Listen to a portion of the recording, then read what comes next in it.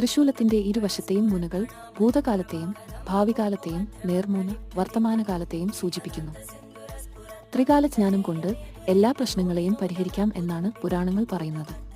ഇന്നലെ കഴിഞ്ഞ വർത്തമാനകാലത്തെ ഭൂതകാലം എന്നും നാളെ വരാൻ പോകുന്ന വർത്തമാനകാലത്തെ ഭാവികാലം എന്നും പറയുന്നു. അതായത് നമ്മൾ വർത്തമാനകാലത്തിൽ തന്നെയാണ് ഓരോ നിമിഷവും.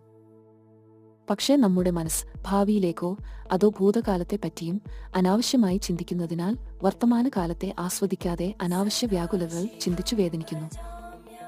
മഹാദേവന്റെ കൈകളിൽ ത്രിശൂലം നേരെ പിടിച്ചിരിക്കുന്നതിനാൽ വർത്തമാനകാലം കൈപ്പിടിയിൽ ഒതുക്കുമ്പോൾ സ്വാഭാവികമായും ഭൂതകാലവും ഭാവികാലവും കൈപ്പിടിയിൽ സ്വമേധായ ഒതുങ്ങുന്നു.